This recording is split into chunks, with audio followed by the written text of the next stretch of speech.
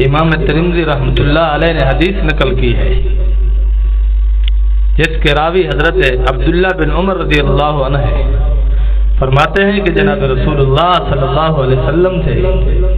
میں نے ایک فرمان سنا ہے، اور ایک بار نہیں سنا بلکہ کم سے کم میں نے 7 بار سنا ہے کہ جناب رسول اللہ صلی اللہ علیہ وسلم نے ارشاد فرمایا، بنی اسرائیل کی قوم میں ایک کفل نامی شخص تھا، وہ کسی گناہ کو نہیں چھوڑتا تھا، جو بھی کوئی گناہ کو اس کو موقع ملتا وہ گناہ کر گزرتا تھا، گناہ سے باز نہیں آتا تھا۔ تو ایک بار ایسا ہوا کہ اس کے پاس ایک عورت آئی اور 60 دینار لے کر اس نے اپنے ساتھ بدکاری کی اسے اجازت دے دی،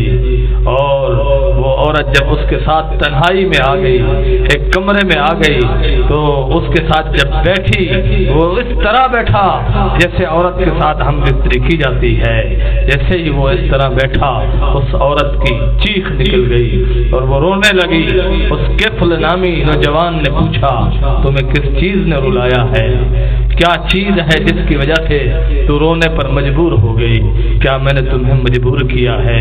کیا میں تمہیں باندھ کر لایا ہوں؟ اس نے کہا، نہیں، بات یہ نہیں، بلکہ میں نے آج تک ایسا گناہ نہیں کیا، آج تک میں نے زنا نہیں کیا، میں اس لیے رو رہی ہوں کہ میں خوشی سے نہیں آئی، میں کسی مجبوری کی وجہ سے آئی ہوں، اپنی عزت لٹانے کا میرا پیشہ نہیں ہے، میں مجبور ہو کر بھوک و پیاس اور افلاس سے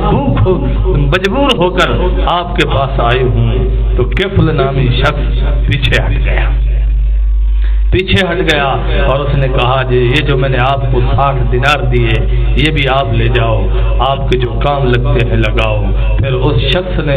اللہ رب العالمین سے سچی توبہ کی، معافی مانگی اور سچی اور پکی توبہ کی کہ یا باری تعالیٰ آج کے بعد میں زنا نہیں کروں گا، گناہ نہیں کروں گا۔ پھر اسی رات اس شخص کی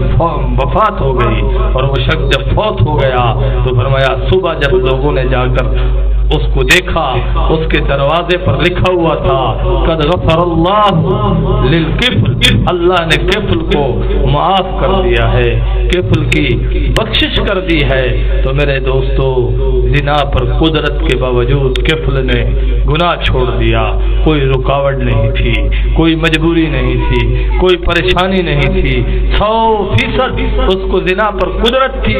لیکن اتنا قدرت ہونے کے باوجود اس نے زنا نہیں کیا، گناہ نہیں کیا۔ مولا کریم نے اپنے فضل سے اسے معاف فرما دیا، اور اس کے دروازے پر لکھا ہوا تھا قد غفر اللہ للکفل، اللہ نے کفل کی مغفرت کر دی ہے۔ ایک اور